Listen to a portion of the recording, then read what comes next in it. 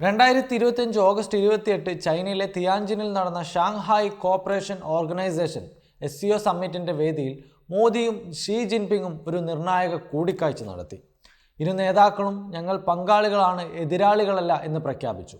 ഈ കൂടിക്കാഴ്ച 2020 ഗാൽവാൻ തായ്വരയിലെ സംഘർഷത്തിന് ശേഷം തകർന്ന ഇന്ത്യ-ചൈന ബന്ധം പുനഃസ്ഥാപിക്കാനുള്ള ഒരു ശ്രമമായിരുന്നു.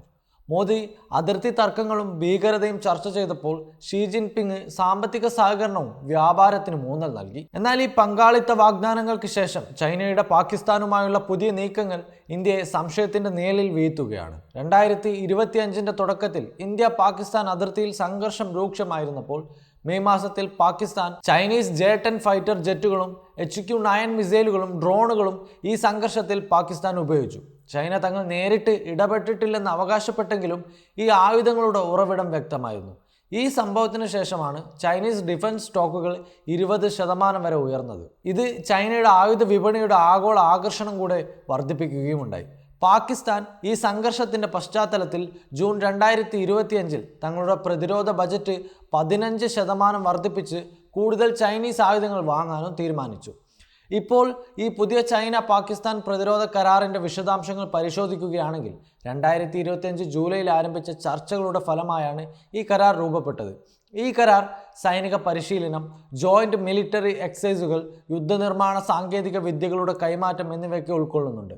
പാകിസ്ഥാൻ ചൈനയുടെ J-10C ഫൈറ്റർ ജെറ്റുകൾ, HQ-9B missile defence system, advanced ഡ്രോണുകൾ എന്നിവ വാങ്ങാൻ ചർച്ചകൾ നടത്തുകയാണ്.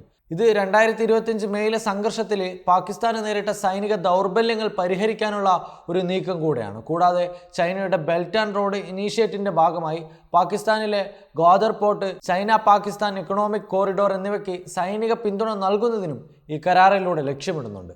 ഇന്ത്യയുടെ കാഴ്ചപ്പാടിൽ ഈ കരാർ ഒരു വലിയ തിരിച്ചടിയാണ്. മോദി ഷീ കൂടിക്കാഴ്ചയിൽ ഇന്ത്യ പാകിസ്ഥാന്റെ ഭീകരവാദ പ്രവർത്തനങ്ങളെക്കുറിച്ചും അതിർത്തി തർക്കങ്ങളെക്കുറിച്ചും ആശങ്ക ഉന്നയിച്ചിരുന്നു. പ്രത്യേകിച്ച് പാകിസ്ഥാനിലെ ഭീകര ഗ്രൂപ്പുകൾക്ക് ചൈനയുടെ പിന്തുണയെക്കുറിച്ച് ഇന്ത്യ മുന്നറിയിപ്പ് നൽകിയിരുന്നു. ഇന്തോ പാകിസ്ഥാൻ ജലക്കരാർ പോലുള്ള വിഷയങ്ങളിൽ ചൈനയുടെ ഇടപെടൽ ആവശ്യപ്പെട്ടെങ്കിലും ചൈന ഈ ആശങ്കകൾ അവഗണിക്കുകയായിരുന്നു. പകരം പാകിസ്ഥാനുമായുള്ള ഓൾ വെതർ സൗഹൃദം ശക്തിപ്പെടുത്തുകയും ചെയ്തു.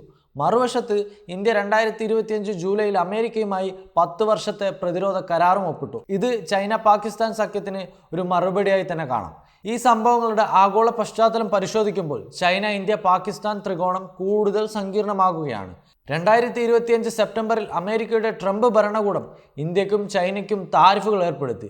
ഇത് ഇരു രാജ്യങ്ങളുടെയും സാമ്പത്തിക തന്ത്രങ്ങളെയാണ് ബാധിച്ചത്. ഇന്ത്യ ചൈനയുമായുള്ള വ്യാപാര ബന്ധം പുനരുജ്ജീവിപ്പിക്കാൻ ശ്രമിക്കുമ്പോൾ ചൈനയുടെ പാകിസ്ഥാൻ നേതൃത്വത്തിലുള്ള നീക്കങ്ങൾ ഇന്ത്യയുടെ തന്ത്രപരമായ സ്ഥാനത്തിനാണ് വെല്ലുവിളിയാകുന്നത്. ചൈനയുടെ ആയുധ വിപണി 2025 ഇന്ത്യ-പാകിസ്ഥാൻ സംഘർഷത്തിന് ശേഷം ലോകമെമ്പാടും കൂടുതൽ ശക്തി പ്രാപിക്കുന്നതാണ് കണ്ടുവരുന്നത്. ആഫ്രിക്കൻ, മിഡിൽ ഈസ്റ്റേൺ രാജ്യങ്ങൾ പോലും ചൈനീസ് ആയുധങ്ങൾ വാങ്ങാൻ താൽപ്പര്യം കാണിച്ചു വരുന്നുണ്ട്. കൂടുതൽ ആഴത്തിൽ പരിശോധിക്കുകയാണെങ്കിൽ 2025 ജൂലൈയിൽ ഇന്ത്യൻ വിദേശകാര്യമന്ത്രി S ജയശങ്കറും ചൈനീസ് വിദേശകാര്യമന്ത്രി വാങ് യിയും ബീജിംഗിൽ കൂടിക്കാഴ്ച നടത്തി. കാശ്മീർ വിഷയവും പാകിസ്ഥാൻ ചൈന ബന്ധവും ചർച്ച ചെയ്തെങ്കിലും ശരിയായ കാര്യങ്ങളിലൂടെ സംസാരം കൊണ്ടുപോയെങ്കിലും ജിയോ പൊളിറ്റിക്കൽ എതിരാളിത്തത്തിൽ വലിയ മാറ്റമില്ല എന്നതാണ് വിദഗ്ധർ പോലും വിലയിരുത്തുന്നത്. പാകിസ്ഥാൻ ഇന്ത്യയുമായുള്ള സംഘർഷങ്ങൾക്ക് ശേഷം തങ്ങളുടെ സൈനിക ശേഷി വർദ്ധിപ്പിക്കാൻ കൂടുതൽ ശ്രദ്ധ കേന്ദ്രീകരിക്കുന്നതിനിടയിൽ ഇന്ത്യ-റഷ്യ ബന്ധവും ഈ സന്ദർഭത്തിൽ അത്രത്തോളം പ്രാധാന്യം അർഹിക്കുന്നുണ്ട്. റഷ്യ ഇന്ത്യയുടെ പരമ്പരാഗത സൈനിക പങ്കാളിയാണെങ്കിലും ചൈന-റഷ്യ സഖ്യം ഇന്ത്യയെ ഒരു സങ്കീർണമായ തന്ത്രപരമായ സ്ഥാനത്താണ് നിലനിർത്തുന്നത്. അന്താരാഷ്ട്ര വേദിയിൽ ഈ സംഭവങ്ങൾ ഒരു വലിയ ചിത്രമാണ് നമുക്ക് മുന്നിൽ വരച്ചു കാട്ടുന്നത്. ചൈന തങ്ങളുടെ ആഗോള സൈനിക സാമ്പത്തിക സ്വാധീനം വർദ്ധിപ്പിക്കാൻ ശ്രമിക്കുമ്പോൾ India America, Russia, Japan, Australia തുടങ്ങിയ രാജ്യങ്ങളുമായുള്ള ബന്ധം ശക്തിപ്പെടുത്തുകയാണ്. വരും കാലങ്ങളിൽ ഇന്ത്യയുടെ ക്വാഡ് സഖ്യം ചൈനയുടെ പ്രാദേശിക വ്യാപനത്തിന് ഒരു പ്രതിരോധമായി പ്രവർത്തിക്കും. എന്നാൽ ചൈന, പാകിസ്ഥാൻ, റഷ്യ ത്രികോണം ഇന്ത്യയെ ഒരു സങ്കീർണമായ ജിയോ പൊളിറ്റിക്കൽ ചെസ് ബോർഡിലായിരിക്കും കൊണ്ടു നിർത്തുക. അവസാനമായി ഈ ചൈന-പാകിസ്ഥാൻ പ്രതിരോധ കരാർ മോദി ഷീ ചർച്ചകളുടെ ഫലപ്രാപ്തിയെ സംശയത്തിൻ്റെ നിഴലിലാണ് ആക്കുന്നത്. പങ്കാളിത്തം എന്ന വാഗ്ദാനം ചൈനയുടെ തന്ത്രപരമായ നീക്കങ്ങൾ മൂലം വെള്ളത്തിൽ വരച്ച വരയായി മാറുമോ എന്നാണ് ചോദ്യം. ഈ ചോദ്യത്തിനുള്ള ഉത്തരം വരും മാസങ്ങളിലെ സംഭവ വികാസങ്ങൾ മാത്രമേ നൽകുകയുള്ളൂ. Waytonikah.com, the exclusive Muslim matrimonial site.